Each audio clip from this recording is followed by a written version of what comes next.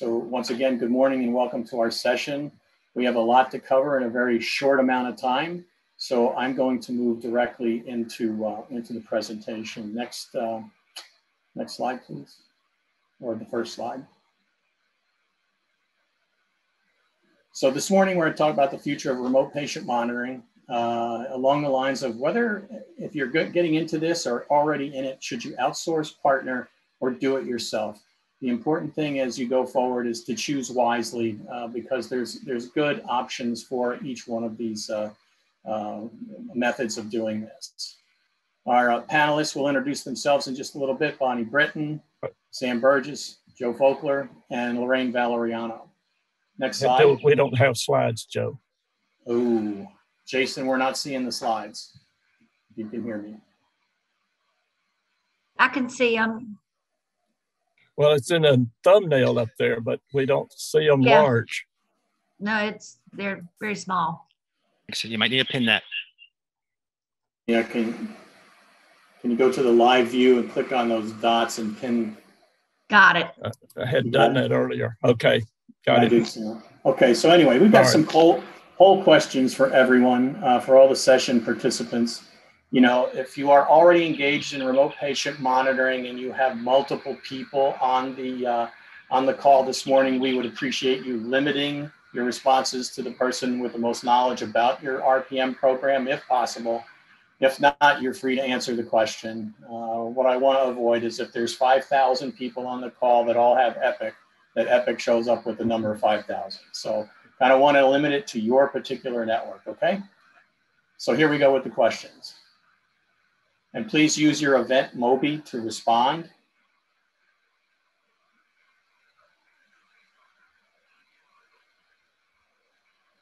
I'll give you about 20 seconds.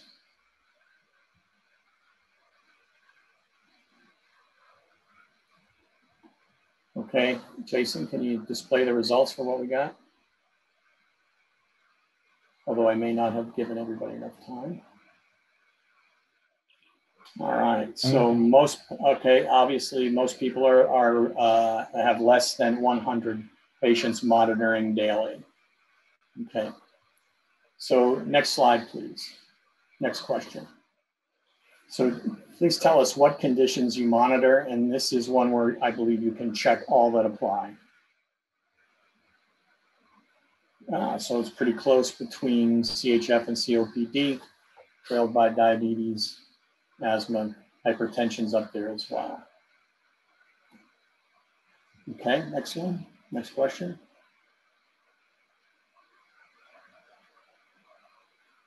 So we'd just like to know what EMR what platform you are using. Most are on Epic, followed by other, then Cerner and Meditech. Okay, next question. If your RPM software is interfaced to your EMR, is that interface bidirectional? Okay. Most everybody is not bidirectional. Interesting. Okay. Next question.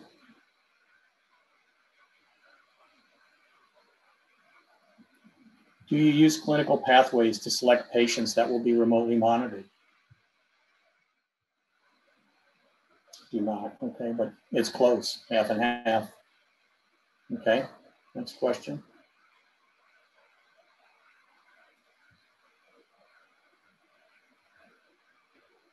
Do you provide your RPM services internally using your nurses, or do you outsource the nursing service? Most have an internal function, but not that far apart. Okay. Thank you. Next question.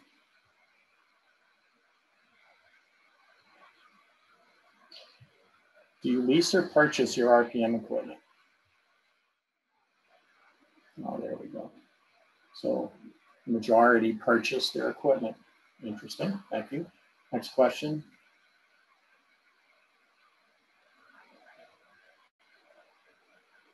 Do you outsource the logistics of your equipment delivery and tech support to your patients, or do you perform those internally as well? Close between internal and outsourcing. Thank you. Next slide. And did you use your remote patient monitoring platform to manage COVID-19 patients? That's one we would not have asked last year. Oh, still pretty close. So 42% yes, 58% no. Okay, next slide. So anyway, I'm going to turn the presentation over now to Dr. Sam Burgess from the University of Tennessee Graduate School of Medicine. I've known Sam for a long time. Let's just say it goes back to the beginning of the American Telemedicine Association days. And Sam was doing remote patient monitoring before it was cool. I'll just put it that way. And so he's going to kind of give you a little background, tell you where he thinks things are headed. And so, Sam, without further ado, it's all yours, buddy. Very good. Thank you, Joe. Appreciate it. This morning in this presentation, we're going to look at a study, and then we're going to follow up with a monitoring study, and then we're going to follow up with looking at the future. We will have one polling question. Next slide, please. In this study, there were 34 participants of CHF patients that were selected from primary care practices, and they were monitored at their home remotely using blood pressure, 3-lead EKG, oxygen saturation, and body weight. In addition, there was also video consultations with those participants from their nurses. Next slide, please. This shows the image from the home that is representative of the quality that was available. Next slide, please. And the results of this study is that 34 CHF participants had a total of 43 days in their first 12 months, as compared with the national average of 6.2 CHF hospitalization days per patient year. Next slide. With this data, we see a bar graph that shows the days, hospital days per patient per year of 6.2 without telemedicine. With telemedicine, 1.26, or an 80% reduction. Next slide. If we look at the cost of this care, the hospitalization without telemedicine, over $9,900. With telemedicine, $5,200. The $5,200 includes the cost of the hospital days of those patients, in addition to the remote monitoring and care from the nurses, nursing time, overhead, and amortization of equipment. Next slide. If we look at this data and we say, okay, what if we projected this to the national congestive heart failure cost? And incidentally, we'll have a poll slide coming up very soon, so get ready. In this projection, we see $8 billion of CHF hospitalization costs nationally. And if we had the same reduction of 47% as shown in the previous slide, $8 billion would become a little over $4 billion. Next slide. So here's the poll question. When did the study occur? 1 to 5 years ago, 5 to 10, 10 to 20, 20 to 30. Please give your immediate quick impression of your answer on this. I'm waiting for the results, and be interesting to see how your opinion. Oh, okay. 1 to 5 years, there's 14%. And one gave a D with 20 to 30 years. Well, one person was correct. This is 21 years ago when this study was done. And the question here is, why has it taken so long for telemedicine to be widely used and remote monitoring to be widely used? How did that take so long? Why did it take a pandemic in order for telemedicine to become a household word. And I think there's several things that could impact this, and certainly many studies have been done. This study was one of many, and that showed that we could get good results through telemedicine. Next slide. I believe that the advancement of technology is rapid. Adoption of technology is slow. And that's seen in other areas because methodologies have to change, and it takes time to do this. But we have to have adoption so that remote patient monitoring can grow and scale and be utilized. We've seen this in, for example, PET scanning. The first PET scanner was built in 97 and 98. And I was involved in designing part of that. And it's now just become a household word in the last few years. Next slide. Well, where are we going? What's the future of RPM? What are we going to see? In 2004, I gave a presentation in Alaska and talked about various devices that would be connected to your cell phone, plug it in as a pair of headphones, and be able to monitor patients. This was 3 years before the first smartphone was sold. And look where we are today. We have watches that monitor parameters. We have even beds and homes that monitor parameters. And what has happened in the last 20 years? Where are we going in the next 20 years? Next slide, please. This is a prototype of a wristwatch which monitors body chemistry to boost athletic performance. This was developed by the North Carolina State University Department of Computer and Electrical Engineering. It is academically ranked as number 9 worldwide.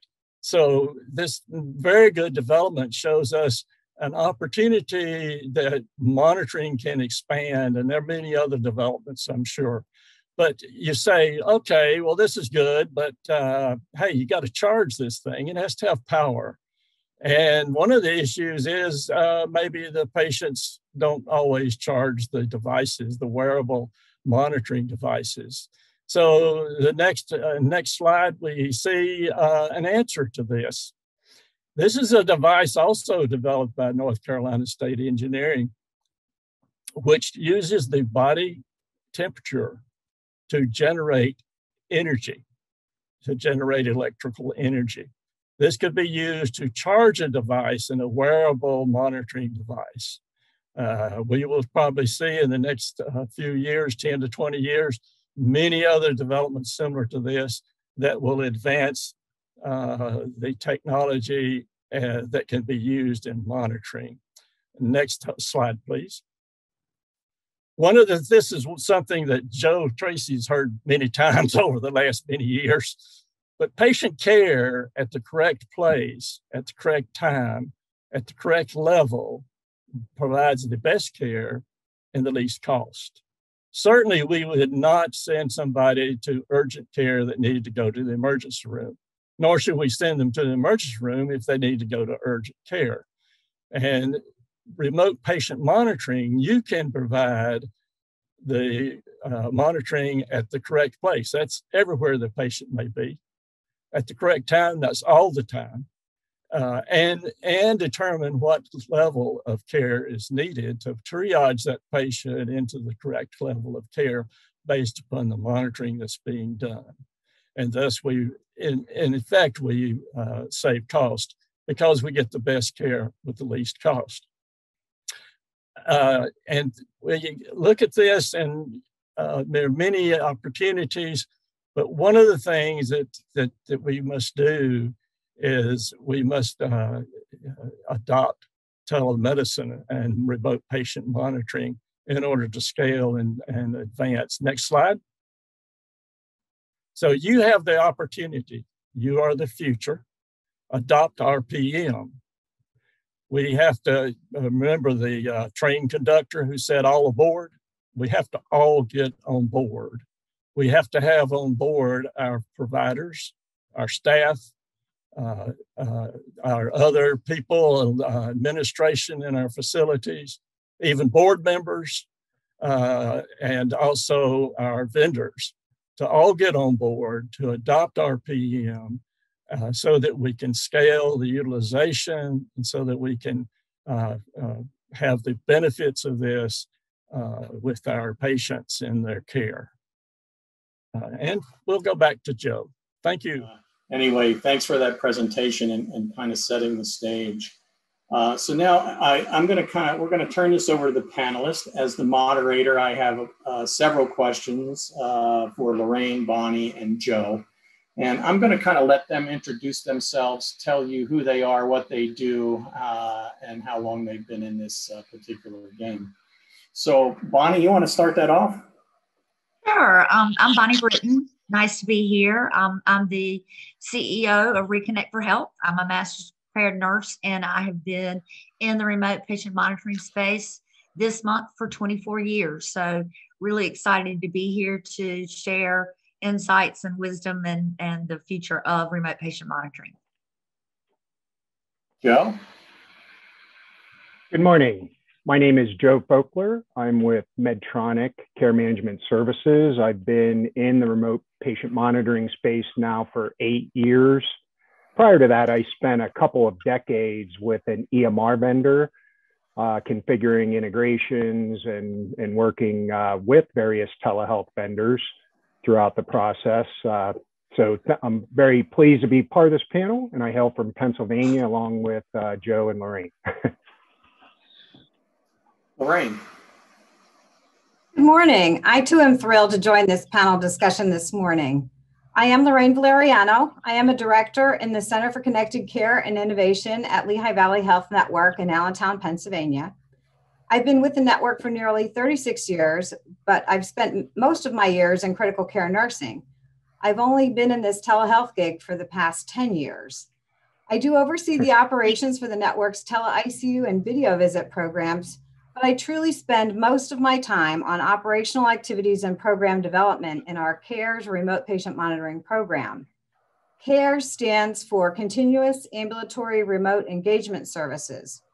We're currently monitoring nearly 1,200 patients daily with a variety of medical conditions, such as those that were listed in our poll, but predominantly heart failure, COPD, hypertension, post-CT surgery, and more recently, COVID patients. As for the future direction of RPM, I do see our program expanding to reach even more populations, such as diabetes, bariatric medicine, and kidney transplant patients. I also see focused attention on an enhanced home monitoring program.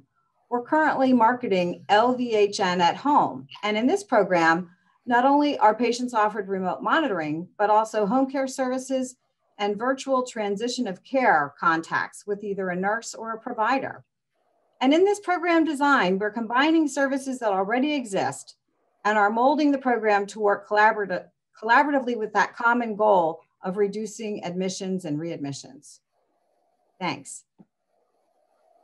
Thanks, Lorraine. So we have a wealth of experience on this panel this morning. So now I'm just going to throw some questions to you and then look forward to your response. So right now I got a couple questions for Bonnie and Joe. So when you are monitoring patients for clients, how do your nurses notify providers when clinical issues arise that are related to the patient's condition? Bonnie? Yeah, I'll go ahead and start. So we customize the way that we escalate validated actionable data to the patient's primary care provider or to whomever in the organization they want that to go to. So that could be done via the customer's EHR. It can be done through a secure fax. It can be completed during a secure email or secure text, or it could be the phone. So some providers prefer you to text them with a patient ID. And then they will then have their staff reach out to the patient. So it really depends upon the best clinical workflow for the customer. So however the providers are currently receiving information on their patients, that's the way that we will escalate that information up to the provider.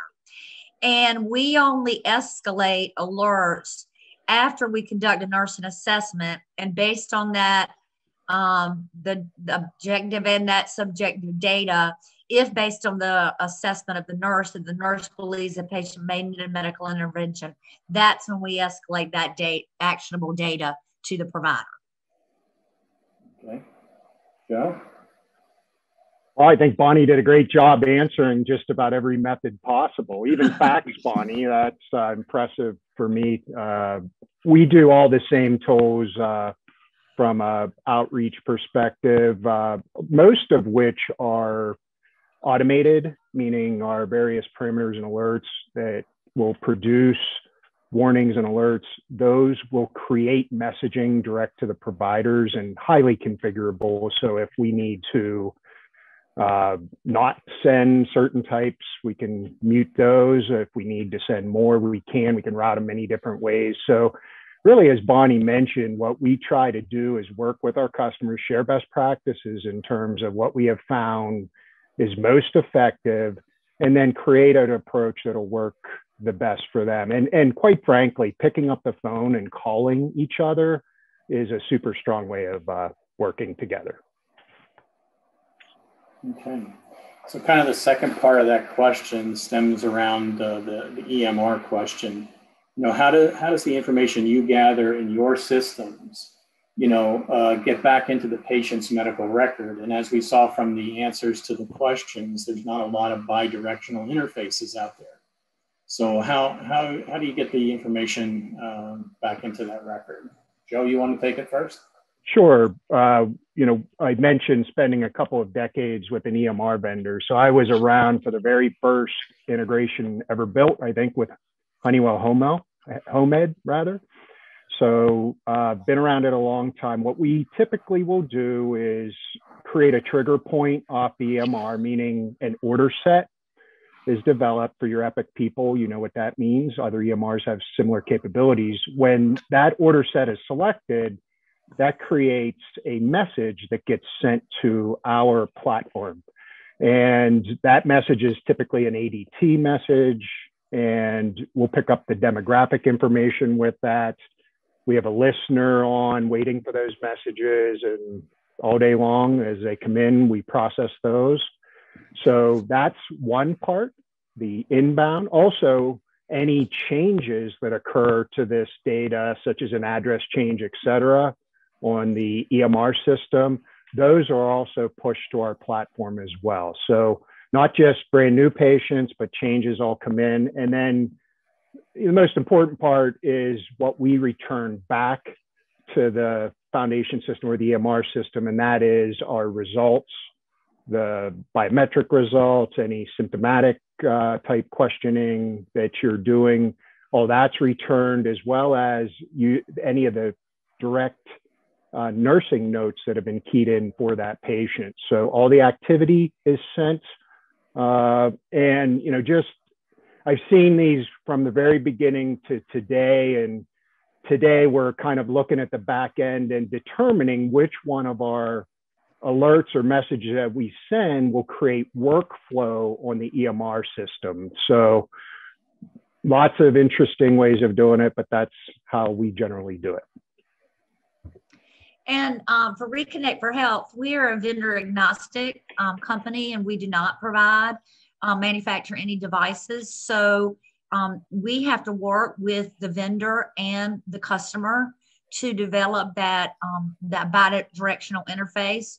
And usually what I see is that a unidirectional system is established first, meaning that it's super important that data that comes into a device vendor's software, that data is validated, and that that the patient had a 5-pound weight gain. You call that patient, they did not take their fluid pill this morning, they did not empty their bladder, they got up, they got dressed, that patient's asymptomatic, that data is not valid. So that data needs to be suppressed so that it does not push into the electronic health record. Because that's one of the things that concerns me greatly is everybody says the providers want all this data. Providers do not want unvalidated data. They want validated, actionable data, no matter who monitors the patient, whether that's internal or if it's outsourced, so that the providers only have to respond to things that require medical intervention. Okay, so kind of a quick follow-up question. I wasn't anticipating, though, since so many people did not have a bi-directional interface and may not have had an interface period, how would you get that information back to them? So we do that in a couple of different ways, again, depending on what the customer needs. But most of our customers, the providers, want a trended graph of data, either on an every other week basis or a monthly basis.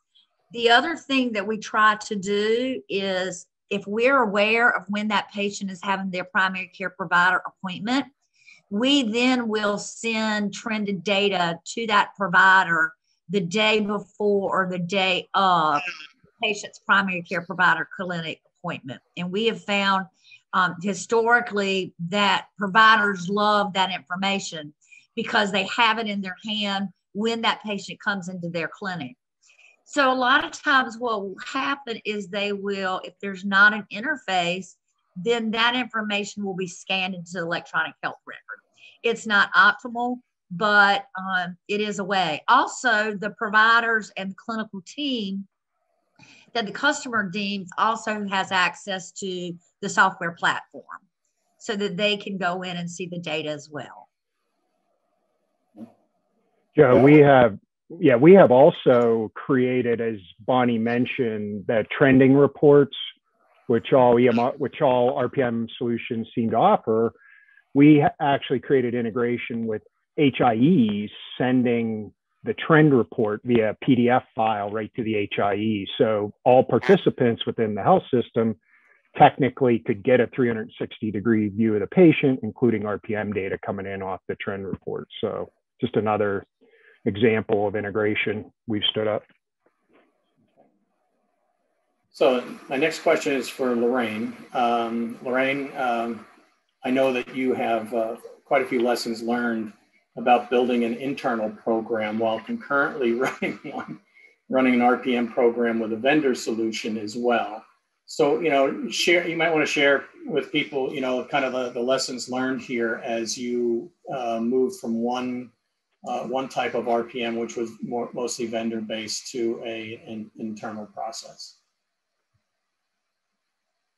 Right. So this is probably a topic that could be a breakout session all on its own. And so I just have, a few points that I chose to bring out in this discussion. I truly believe that the ideal program incorporates many components for that clinical team to be successful. The data integration, decision support, the documentation, analytics, billing, just to name a few, as well as ease of use of the devices for the patient and being able to engage that patient. Building the platform internally has certainly been a journey, and one that's probably evolved over the past 2 years, every day here. I will say that one positive takeaway has been truly having the support of our senior leadership in a network as large as Lehigh Valley Health Network. That has been a blessing in keeping the project in a forward motion. Otherwise, I'm not sure where we would be if we truly didn't have that senior leadership support, as well as an engaged medical director who has been a visionary and so supportive of the evolution of the program to get to the point we are today. We certainly needed to complete many weekly meetings to maintain strong lines of communication through all the phases of design and build and testing to getting to the point of implementation and actually meeting in our target go live dates. So strong communication. Our clinical and tech team at one point in time had been in a shared department. We worked together. The clinical and tech team truly worked together. as this project evolved, a decision was made to allow the techs to work with the technology team and separate them from the clinical team. However, we still really work closely together. So to manage that really requires additional effort for me and my manager to continue to keep those lines of communication open so that we're all sharing the same message and vision with our teams. Transition takes time. For our program, it was about a 2-year time frame, as I mentioned, from concept to build to fully transitioning all patients from a vendor system to this internal solution. It's challenging to work in 2 systems. It's challenging to work in 1 system some days, but with this added effort of working on building, implementing, and transitioning patients from our vendor system, there were lots of times we felt we were working inefficiently, double documenting, we weren't interfaced, moments of frustration, but we did it. And we did it, I believe it was 23 days before our targeted goal. So our teams have worked really hard. And we are at a point today where, that is behind us as of last October.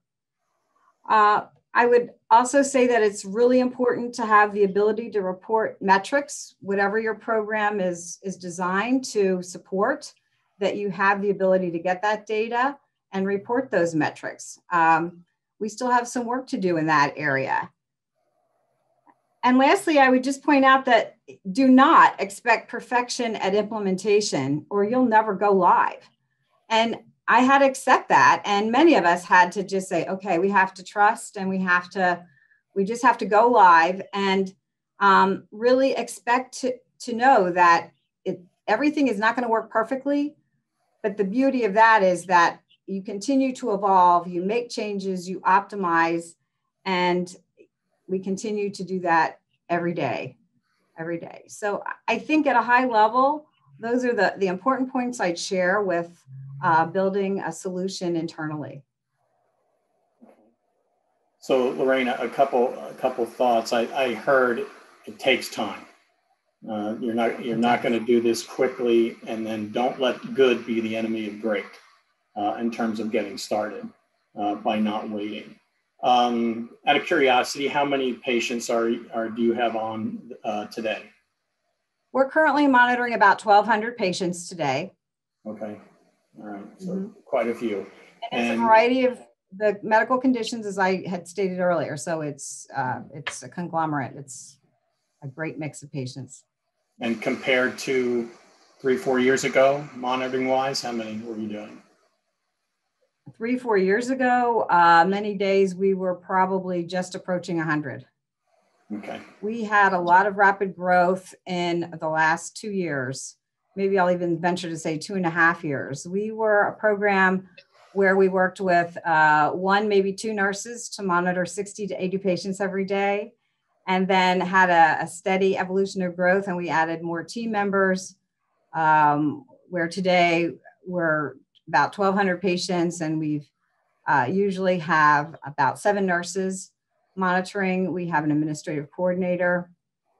We're onboarding clinical assistants to help offload the non-nursing activities. The nurses are still really doing everything. And so by adding these other roles, we help to really, improve that efficiency, keeping nurses working at the top of their license and, trying to evolve that whole aspect of the program. Okay, so I'll switch back to another question. Thanks, Lorraine.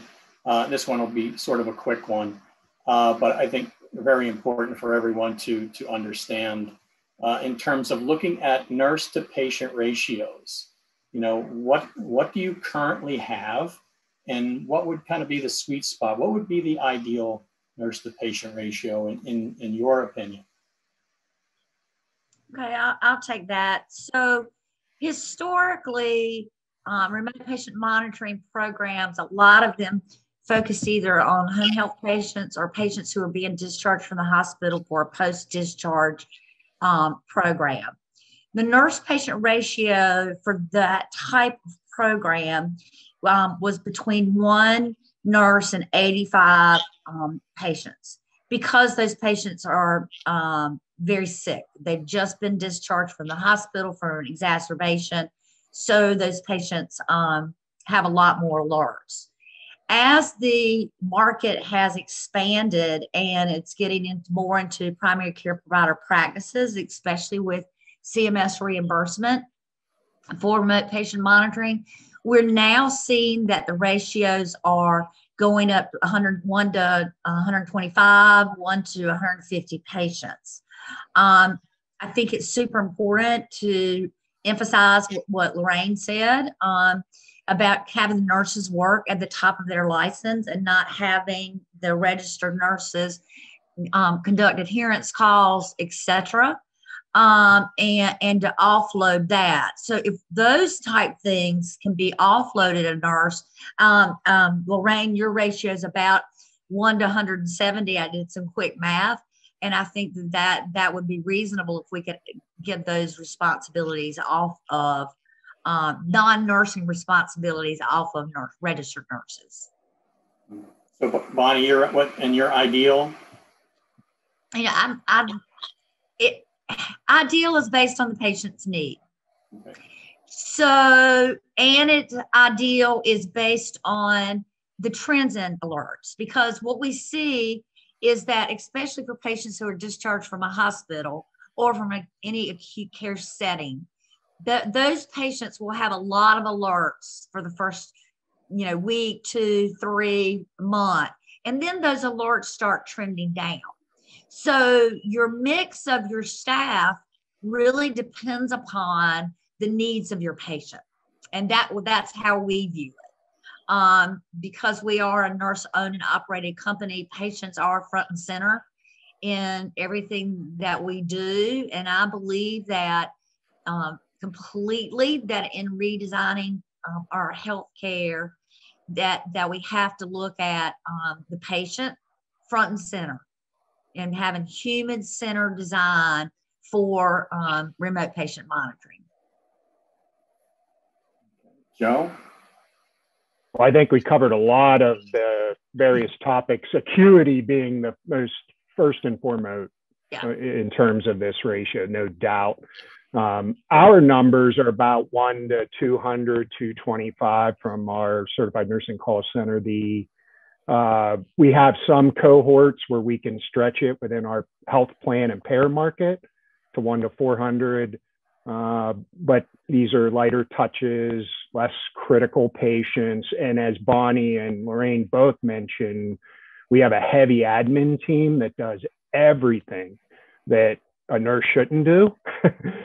We want the nurse to have my patient, my responsibility kind of thoughts, right? And take care of that patient, nothing else. And we can achieve higher ratios. But it's funny, Joe, when you go to these conferences, and we look forward to coming back and sitting around round tables, this one question is most asked, your nursing to patient ratio. It's interesting. Yep. We still get it a lot. I'll just add that I think that, we're all saying the same thing. And actually, when we went into some of our program redesign, our goal was actually set at 1 to 200. And my eyes like bulged out of my head. And as Bonnie pointed out, really right now, we're averaging about 1 to 170, 175. And I'm still not convinced that that's our sweet spot for the program that we're really trying to, deploy. I think maybe 1 to 150 is more where I see it. And yet it's balancing, right, the acuity of the patients, your nursing resources, what different roles can you add to the team to augment what the nurses are doing. And so I think, it really truly sounds like we're all really in agreement with that. And I have no arguments on really basing it on what kind of program you're trying to build, the acuity of patient you're trying to monitor. If you're able to step that program out in different levels of acuity, that may change the ratios for those subsets of patients. But by and large, that's where we are right now too. Okay. Well, thanks for those answers. My next question for the entire panel is around delivery times of the equipment. So, that seems to always kind of be an issue, at least as I look and see things across the globe.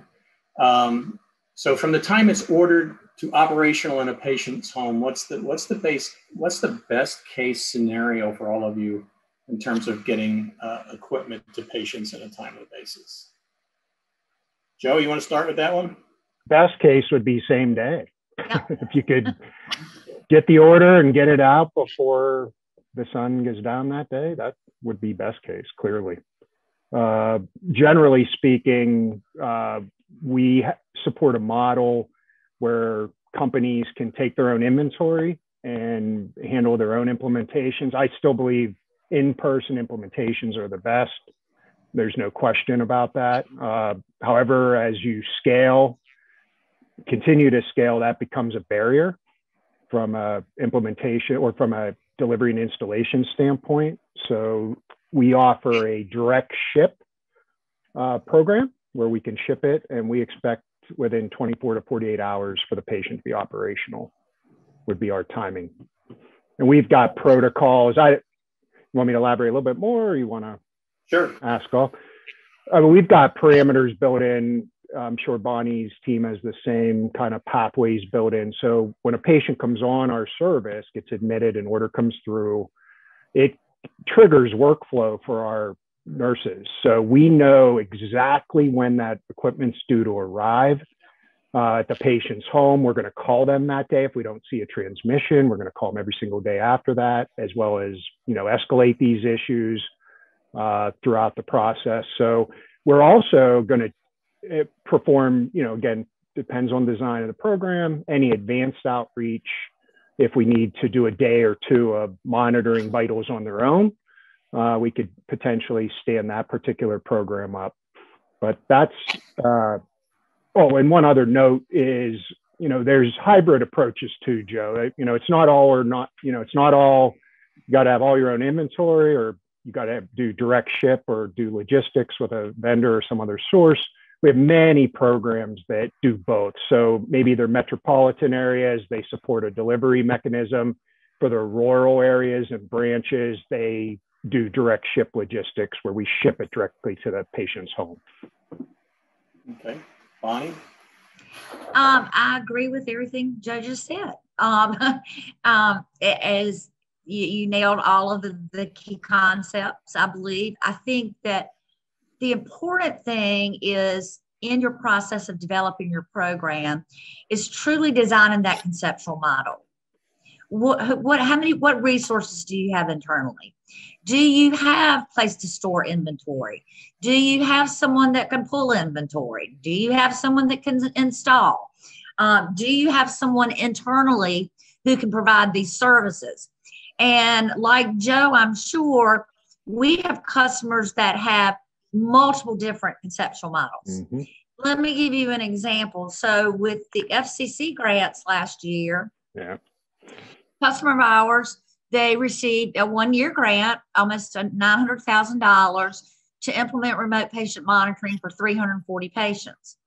Well, that community health center, they didn't have resources. They didn't have space. So what they decided to do, because it's only a 1-year grant, they outsource all of that. And so the vendor of the devices actually hired boots on the ground. And in the first 30 days from implementation, the goal was 340 patients. We were at 68% in 30 days. And in 60 days, we were at 96% meeting goals. Versus there's another customer in FCC that was funded before Greene County. They just implemented their program 2 weeks ago because they didn't outsource anything and tried to do it internally and failed and realized that they need help. So I don't think there's a right or wrong model. It's just what resources do you have internally to be able to provide those services. Right, which goes to what Lorraine was talking about earlier in terms of the amount of time necessary to move from one to the other. Yeah.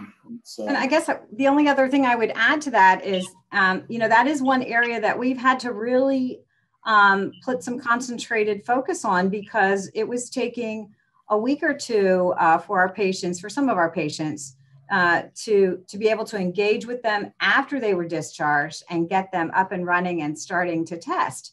And so we've really been able to narrow that to an average of about just over 4.5 days. And so we're still working on that. We've had some weeks that are better, but ideally we're working on a concept where we can have kits deployed at the time of discharge or right before discharge, and be able to have a tech.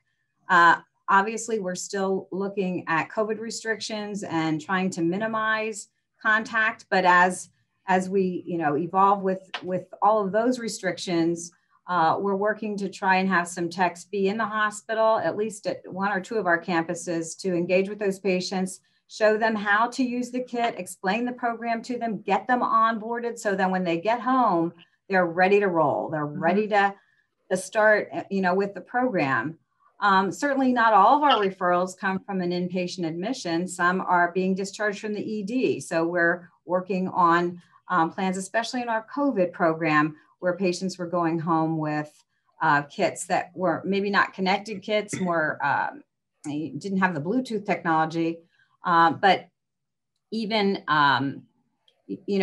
patients who are referred from primary care or some of our specialty practices like cardiology or pulmonary. We don't have kits in those offices, but we're working to, have a strategy in place that they can be onboarded much quicker than they had been. We have our central supply distribution program at one of our campus who are storing these kits and then deploying them to units. So as we're, building that model, that's the shift that we're making. And wow, if you go on a nursing unit, you can go into the storage room and pull out a remote monitoring kit. And that's a big jump and advancement for us.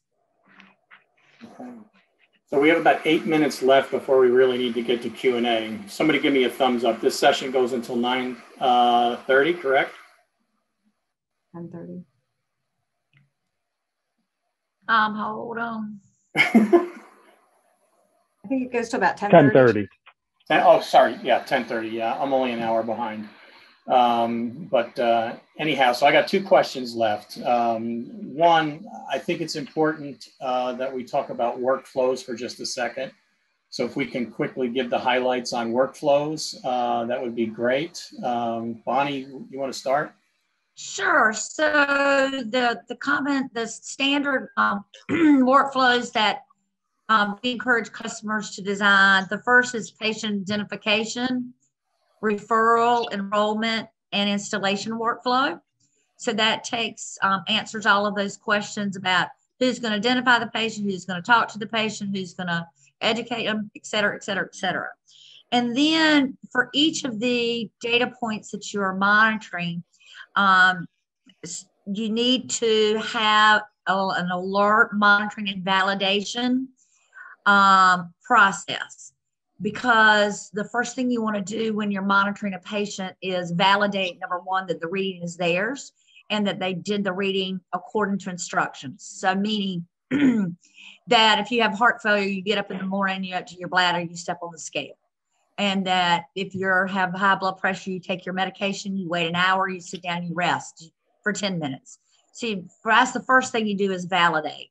And then to create clinical workflows for what questions are going to be asked that will then drive a nursing assessment, and then how that data is then going to be escalated. And that needs to be created for high and low alerts for each data point that you're monitoring. And then finally is the patient discharge and deinstallation clinical workflow. Okay. Lorraine, anything to add? Not too much to add to that, because Bonnie really just nails it on the head. And I maybe what I could add to that is that while we all have to create these clinical workflows, and we build diagrams and we build algorithms and we build all of these things to help really swim lanes. We build swim lanes to delineate each team member's function and role as part of the program. Also giving the nurses the tools they need to do that. So Some smart phrases that standardize documentation for the escalation of the concern to the provider. Algorithms that truly define the parameters that require escalation for that patient group, whether it's heart failure or hypertension in the maternal fetal medicine patient. There's nuances to each little subpopulation, so it's good to know that. But also to be able to give the tools to the nurses in their toolbox, such as protocols to follow. Like, for example, a Lasix protocol in the heart failure patient may avoid a record even being routed to the provider, because we can do that one action under their supervision and protocolize to see if we can make a difference just by trying that one action, and follow up, subsequent days, certainly notifying them of that action. And here at Lehigh Valley, we work really closely with our integrated care coordination team, so that when a patient is identified to have some social needs or behavioral health needs or pharmacy needs, we have some resources in place where we can place referrals to those team members, and even palliative medicine. So for some of our patients, just really identifying what their goals of care would be as they age and stay at home and want to stay at home. So, algorithms, workflows, swim lanes, tools, documentation, smart phrases, all of those things are really important. And that's just one aspect of this program. So they're important, and it supports standard work. We all want to be doing things, in similar ways. So it takes some time to create that. Okay. Joe. Yeah, I think really all the workflows that Bonnie and Lorraine mentioned cover most of it. I mean, we've seen a lot of attention paid on the front end with dynamic stratification type workflows and tools. So we're looking at claims files and medical history coming off the EMR, so that we pick the right patient have the right technology for the right person at the right time, for the right intervention, for the right outcome. Did I get that right, Sam? All the rights. So that has been a lot of workflow built around that. I know there was a session done earlier at this conference on virtual visits and how that's done. Is there a whole new workflow we got to do now, so that we're not spending an hour and a half on a virtual visit? We're not going to get to those patient ratios if we do that. So I see some new emerging workflows, but I think we covered all of those earlier, Joe. Okay, thanks. So last question, and I'm going to try and limit it to your biggest learning or challenge for using RPM with COVID patients.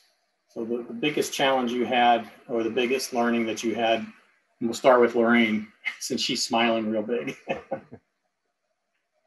Well, I have a list of things written here that but to keep it brief. So, I'm sure that we will never live through a pandemic again, and I certainly hope we don't. And this is, like a whole new disease process. So not only did we have to get the clinicians up to speed on what COVID-19 illness, symptoms, and management are, we had to also get all these other tools in place, referrals, work queues, a monitoring platform, getting kits to patients. Many of the kits to these patients were not connected kits. It was a digital oral thermometer and a pulse oximeter and a mask.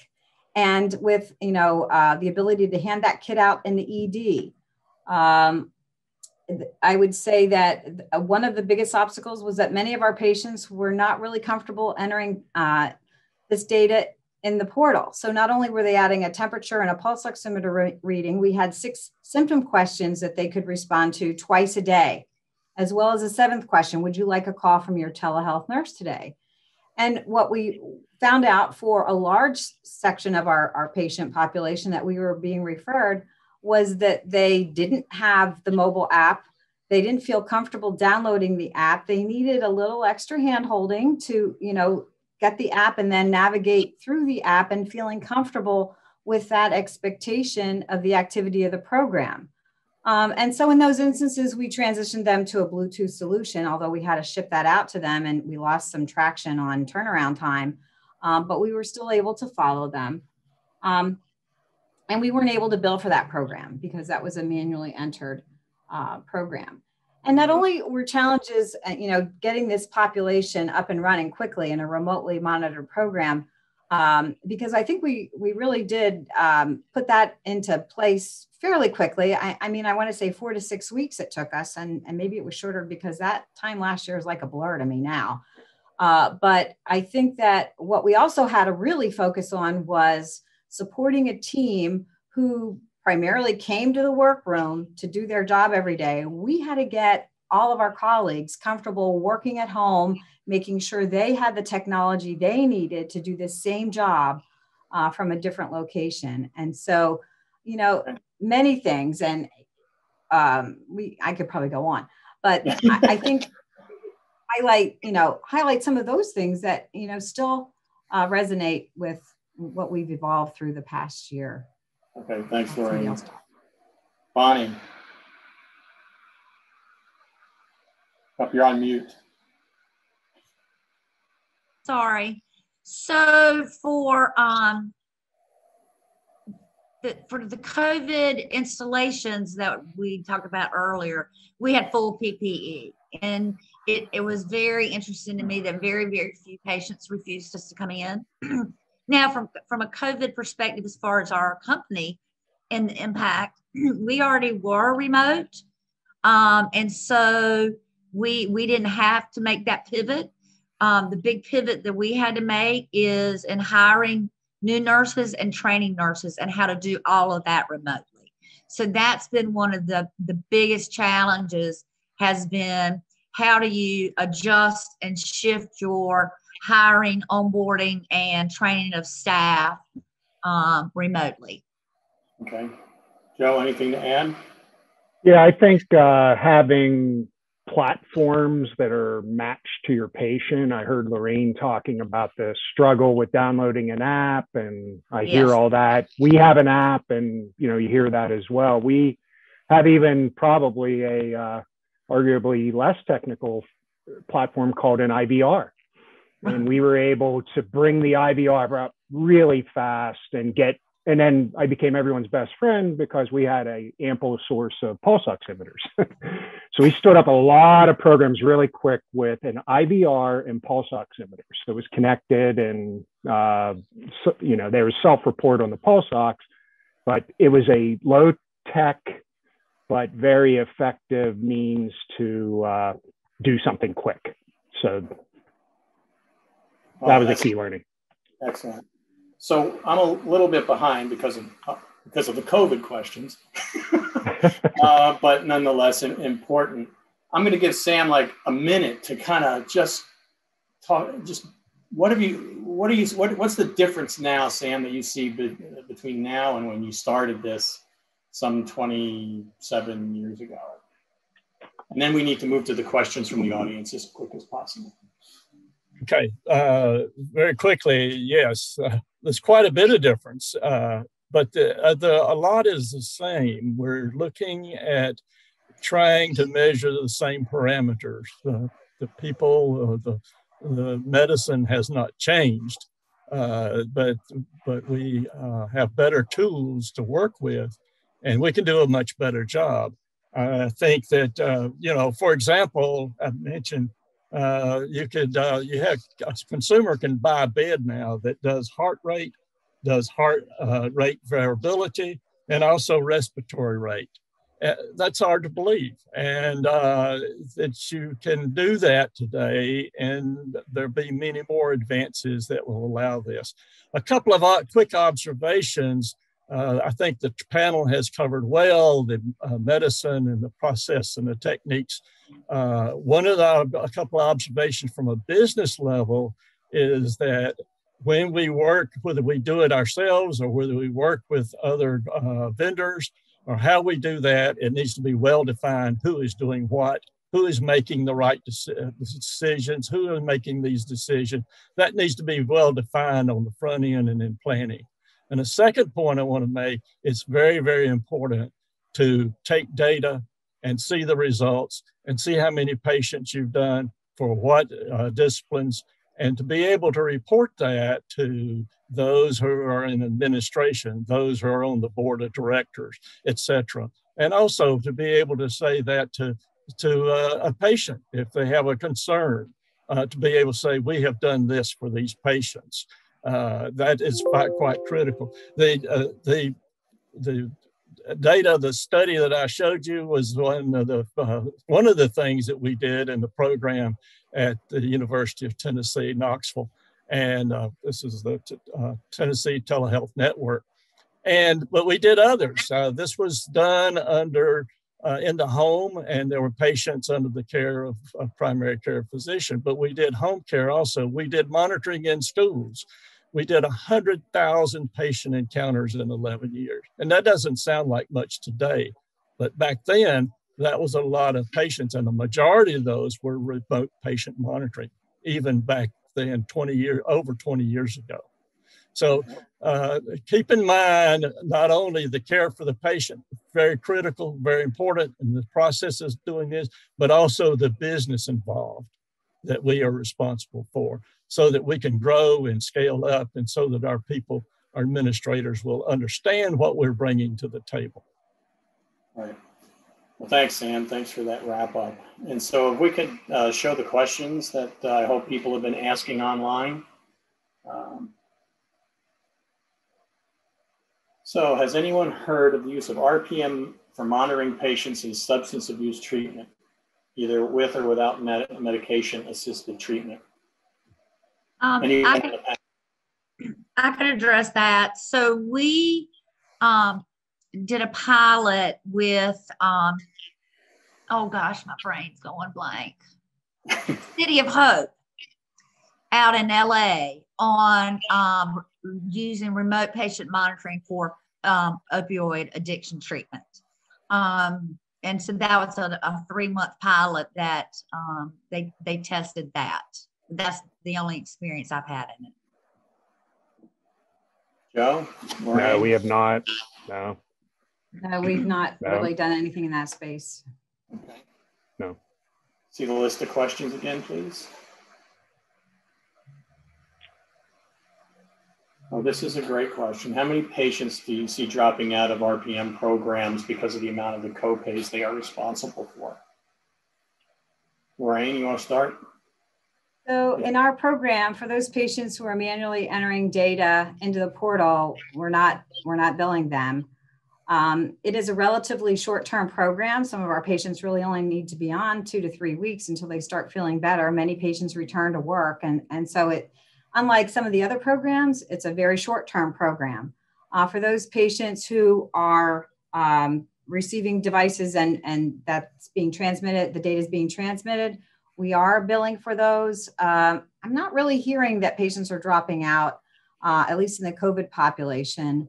I know that some of the patients, some patients in the general population have opted out with copays or deductibles for the program.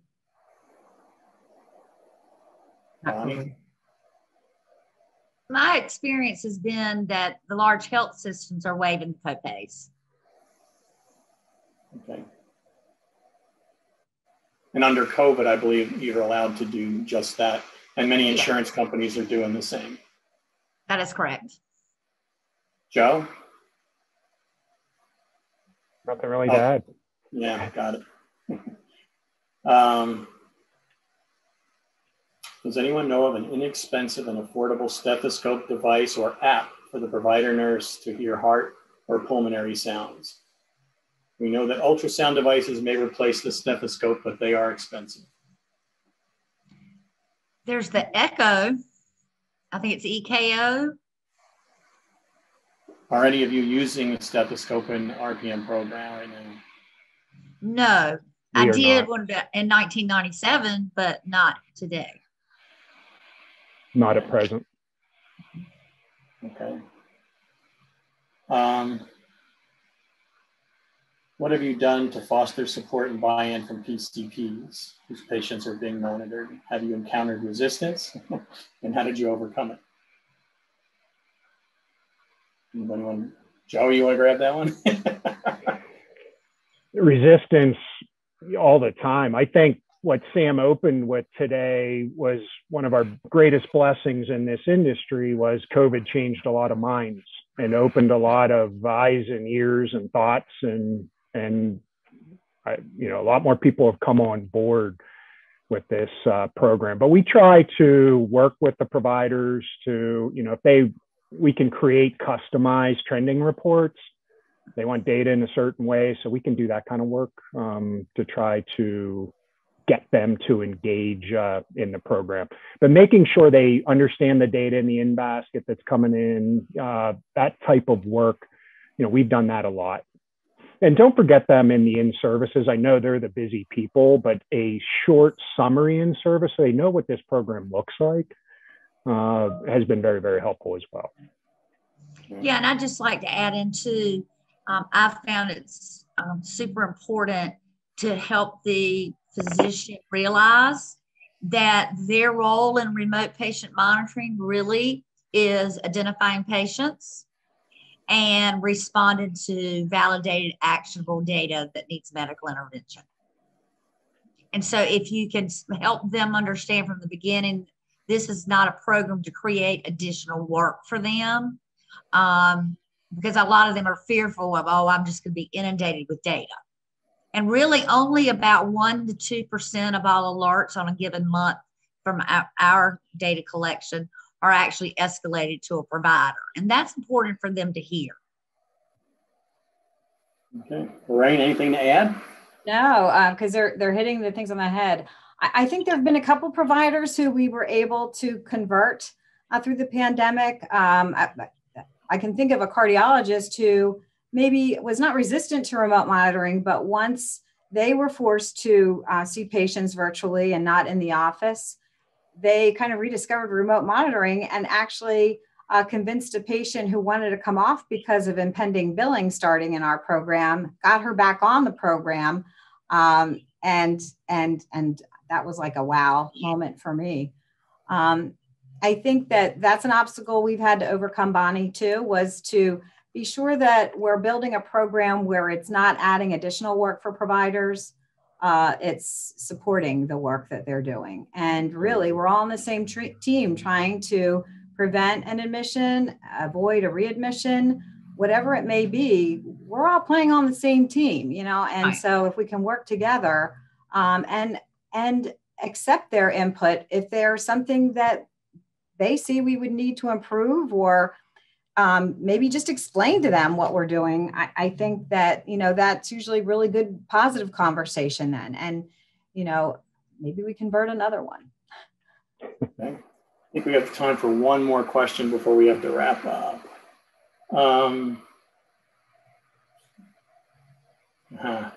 Which is more efficient? This question's been upvoted. So, which is more efficient, nurse-led or provider-led RPM programs?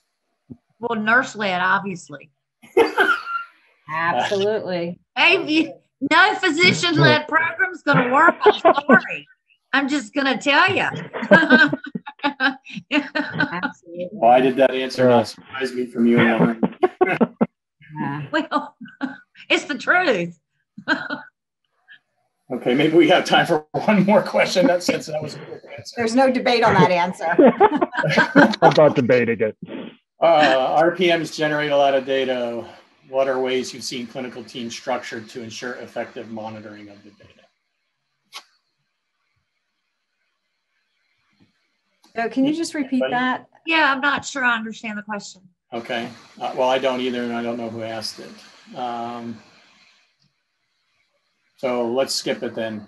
Have you ever had patients who, despite training efforts, are just unable to use the technology at home? If so, how often does this happen? Absolutely. Absolutely. Yep. And the solution might be a child, a grandchild, a neighbor, a home health aide when they come in to visit. But we always try to explore if there's someone that can assist. Yep. Okay. We've removed devices from some patients' homes. So if they're truly unsteady on the scale, and even with additional support, we opt to say, okay, well, we're not going to create an unsafe activity for you. remove the scale, but then continue to trend their other readings if they've got a blood pressure monitor or pulse ox or whatever device they might still have, and then symptoms, and really trying to engage with that patient to be sure that they're fully understanding the symptoms they need to be looking out for. You know, obviously the transition is to help them better manage their own healthcare. And we're kind of like the bicycle with the training wheels. And many patients come off the program, but interestingly, I think a lot of patients stay on the program because they like this safety net that has created now for them. They feel accountable. And I don't know if it's fair to compare it to Weight Watchers, but when you have to step on that scale at your weigh-in, you better be sure it's, you know, you're dropping pounds or, you know, staying the same and not gaining, that they feel that accountability as part of the program to make sure they're eating the right foods, taking their medications as prescribed, and all of those components. Okay, Joe, you have the last word. I think I'll just let it with Lorraine. I think Lorraine really just summarized it, Joe, really well. All right. So folks, we are at time. I want to thank all of our panelists for weighing in on this. I hope everybody's learned a lot of information, but I think the key takeaway is there's no right or wrong way to do this, but that as you're getting into these programs, you just need to consider everything you've heard today and other factors as you go forward in making your decision on whether to try to do this internally, whether to do it in a hybrid model, which involves both parties, or whether you outsource it completely. You just have to choose wisely going forward. So with that said, thank you everybody for listening in, and again for the panel of participants we had. I think it was a good group. Thank you, Joe. I think we're done. Have a great day. Bye-bye. Bye.